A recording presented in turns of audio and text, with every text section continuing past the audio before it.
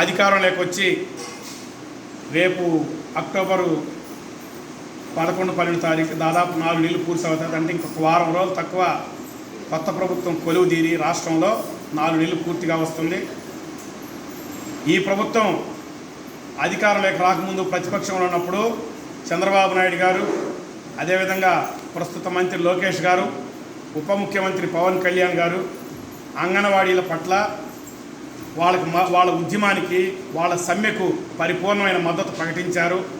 అండగా నిలబడతామని చెప్పని హామీ ఇచ్చారు.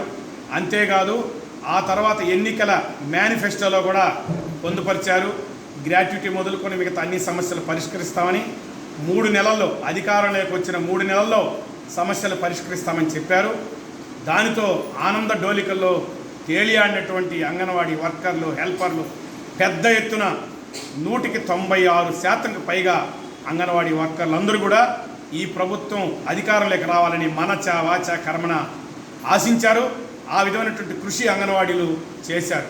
అయితే ఈ కొత్త ప్రభుత్వం కొలువుదీరి 4 నెలలు పూర్తయినా ఇప్పటి వరకు అంగన్వాడీ సమ్మె చేసినటువంటి 3 సంఘాలని, జాయింట్ యాక్షన్ కమిటీని ఇప్పటికీ చర్చలకు పిలకపోవడాన్ని మా IFTU, Indian federation of trade unions, భారత కార్మిక సంఘాల సమాఖ్య IFTU తీవ్రంగా ఆక్షేపిస్తున్నది.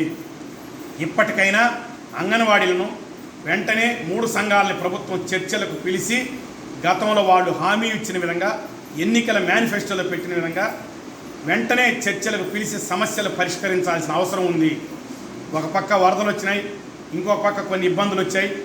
అలాగే ఇప్పుడు ఇంకో కొత్త వివాదం, ప్రభుత్వమే కొని తెచ్చుకునే లడ్డు వివాదం. వీటన్నిటిని పక్కన పెట్టి నిజమైన కార్మికులు సమస్యల పరిష్కారం కోసం కృషి చేయాలని, వారిని బలవంతంగా మరొక పోరాటం నెట్టద్దని, అదేవిధంగా రాజకీయ వేదికలు కూడా మానుకోవాలని చెప్పని ఈ సందర్భంగా IFTUగా మేము ప్రభుత్వానికి తెలియజేస్తూ ఈరోజు సమావేశంలో దానికి సంబంధించిన భవిష్యత్ కార్యాచరణ రూపొందించబోతున్నాం.